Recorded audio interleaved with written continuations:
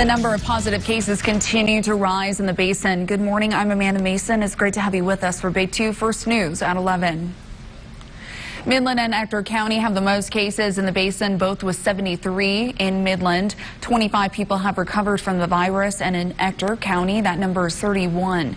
Andrews is still reporting 19 positive cases, but 11 people have recovered. And Pecos County now has 8 cases of COVID-19, with 3 already recovered. And the Texas National Guard is bringing a mobile testing team to multiple counties in the basin. The mobile unit will be in Pecos County today, Crane tomorrow, Winkler on Wednesday, and Andrews on Friday.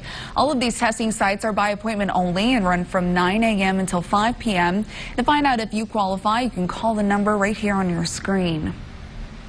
And residents in Ector County have a drive-through testing option. Crews have been setting up the site at Ector County Coliseum. The scheduled opening started today, this morning at 8 a.m. and is qualifying residents for Ector County only.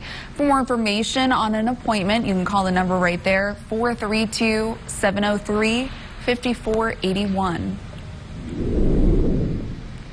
Odessa Mayor David Turner is strongly encouraging residents to wear masks outside of their homes. Now, the mayor says that he is drafting a resolution strongly encouraging residents to wear those masks. Turner says that he wants to see how Odessa does once the economy starts opening back up.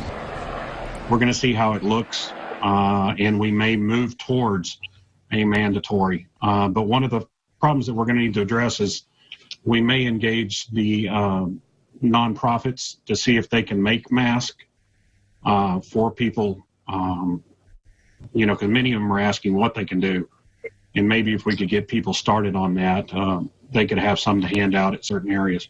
Mayor Turner also says that some businesses like the trampoline park may not reopen, but others can.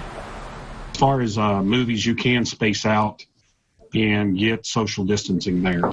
Odessa officials have also closed all city pools for the entire summer. And the Midland Unified Command Team meeting this morning, officials saying a bulk of the county's cases are from Midland Medical Lodge. Residents and staff have tested positive for the virus, and over the weekend, 4 staff members who live in Ector County were confirmed to have the virus. We asked the CEO of Midland Health what he would have done differently at the lodge. I would say the one difference at Midland Medical Lodge, I think we've said this before, is if we'd identified the potential for an outbreak there sooner, then we would have gone in and tested sooner. And Midland Health also giving more details about how officials will start testing the homeless population. Stay tuned for that tonight on Big 2 News at 5. And 52-year-old Eddie Palma was stabbed to death in Odessa earlier this month. The police are still searching for the person responsible. Big 2's Felice Romero spoke with OPD and Palma's brother to see where they're at in the investigation. Felice? Jaime Palma describes his late brother as a family man and someone he will miss for the rest of his life. We spoke with him earlier as well as OPD, but unfortunately right now all they have is surveillance video and a person of interest. He was already a grandfather of 9 grandchildren. He was always family oriented towards his family, and this is why I see this as a senseless death. Jaime Palma has been without his brother Eddie Hernandez Palma for 7 days now. He says no amount of time will erase the pain he feels in his heart after his brother was stabbed multiple times. According to OPD, the stabbing did not occur at his residence, but somewhere between the 2500 block of Tom Green and Dixie. It was and is and it will be devastating, and we will not rest. And I assure you, if the perpetrator is watching this tape, we're coming after you. We're going to turn every stone. You just didn't kill anybody. You murdered my brother. You got every veteran, every law enforcement officer coming after you. Jaime says his brother was a veteran who served in Operation Iraqi Freedom and made it a point to send care packages to troops overseas, something Jaime will never forget as a fellow veteran himself. In addition to the Crime Stoppers, I'm offering a personal $10,000 cash reward with no questions asked, anonymous tip, or the whereabouts of the suspect. I just need the name of the suspect. It's a solid lead and a solid tip. Surveillance footage shows the person of interest was at the gas station near Dixie and University in a 1997 to 2003 silver Toyota Prius. As of right now, OPD does not believe that criminal activity had anything to do with Palma's stabbing. Taken. We just want one is too many. So we're just reaching out to the public. Anyone with information is encouraged to contact the Odessa Police Department or Odessa Crime Stoppers. For all of the information you need to send a tip to OPD, head to our website, yourbasin.com. There you can also stay informed as more information becomes available about this case. Reporting in Odessa, I'm Feliz Romero. And we're taking a look at oil prices in the basin. Price for a barrel of crude falling this morning at $12.59. That's down more than $4 from yesterday. These numbers are courtesy of Bloomberg. And taking a look at your Baker's Hugh rig count, the United States sitting at 465 rigs. That's down 64 from last week and 53% from this time last year. In Texas, there are 231 rigs out right now. 246 sit right here in the Permian Basin, which includes parts of New Mexico.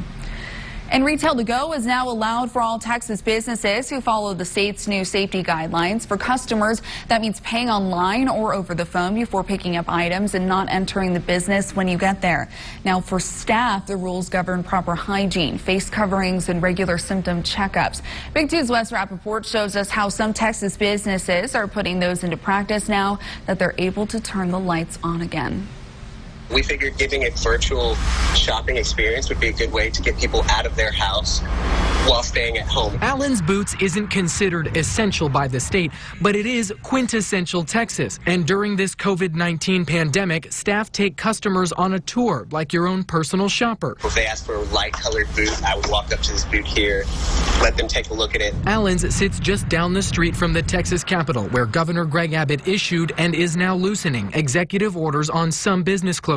The South Congress staple and others can finally reopen, but not all the way. I don't take COVID lightly, but the economy cannot withstand the way that it's been the last 6 weeks. At Picket Fence Baby and Maternity Store in Austin, Catherine Kanjura can now offer curbside service. It's been a hard time for a lot of moms, and myself being a new mom and a first-time mom, it's a very unique and special time, and you want to come and shop for that baby that you've been long awaiting. In the Rio Grande Valley, Paul Wenzel, owner of Coastal Winds, hopes his chainsaw pelican statues will soon start flying off the shelves. Cash starved just like everybody else, but we're still here. We're not planning on leaving. Kanjura isn't going anywhere either. She just got approved for a small business loan from the feds. As abruptly as it stopped, it's not going to turn a switch and it all just come right back to the way that it was. Wes Rappaport, Big 2 News. Governor Abbott tells us that he plans on loosening more restrictions today. You can catch that announcement later this afternoon right here on Big 2 News or on our website at yourbasin.com. The Army is asking for the public's help finding a soldier missing from Fort Hood. Fort Hood officials saying that 20-year-old Private First Class Vanessa Julian is 5 feet 2 and 126 pounds. They say she hasn't been seen since Wednesday when someone spotted her in the parking lot of her barracks. Now, her keys, ID, and wallet were found where she'd been working earlier that day, and the fort says an extensive search is underway. And the death toll from the mass shooting in El Paso 9 months ago now stands at 23. The last remaining patient has died from the August 3rd mass shooting at the Walmart. Guillermo Garcia died at the medical center in El Paso.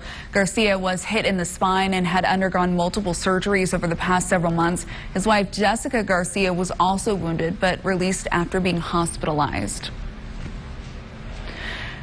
The United States now reporting over 960,000 confirmed coronavirus cases and nearly 55,000 deaths. Many of the hardest hit places report some progress in containing the spread. The debate over reopening rages across the country and quarantine fatigue appearing to set in. ABC's Tom Yamas has more. This morning, a tale of two Americas. One opening for business, the other still under stay-at-home orders. In Georgia, the options are growing. First gyms, nail salons, and barbershops. And today, movie theaters can open, along with restaurants with limited dine-in service. As you can hear, our phone background won't stop ringing. States like South Carolina, Oklahoma, and Alaska also slowly opening for business. Today, they'll get more company. Tennessee, Mississippi, Arkansas, Minnesota, Colorado, and Montana all launching limited reopenings. But some are wondering at what cost. The U.S. death toll from COVID-19 now surpassing 50,000. Well, this was something like, say, hit our community like a bomb when they hit. And people were dying one after another. It's scary to me. And I said something to some of the people, why you don't have masks on. In California, crowds flocking to open Orange County beaches amid the weekend's heat wave. And in Chicago, police investigating after a video surfaced showing a crowded house party. Across the country, demonstrators rallying, armed protesters in St. Paul, and scenes like this in Providence and Las Vegas. In states like Maryland, which saw its deadliest day over the weekend since the outbreak began, the governor warning it's too early. I want to get our economy back open just as soon as we can, but I want to do so in a safe way. Michigan's governor defending her extension of the state's stay-at-home order to May 15th. We know that no one wants a second wave. It would be devastating for the health of our people and for our economy. And so we've got to be really smart as we re-engage. In New York, the epicenter of the outbreak, where the death toll is nearing 17,000, Governor Cuomo announcing a two-phase plan to reopen the state, but without setting a date. Nobody's giving anybody a date. Robust testing still a problem. Dr. Deborah Birx, one of the nation's top health experts, saying the U.S. still needs a breakthrough innovation when it comes to rapidly testing people. Many may return to a whole new type of office, with instructions and boundaries everywhere. Desks will be further apart. We'll see, hopefully, color coding on the floor as to where you walk and where you don't walk. This real estate company testing new layouts to make sure employees are safe in the workplace. The one thing I can tell you for sure is that the new normal will be anything but normal. And to stay up to date with the latest on the coronavirus across the country and right here in the Basin, you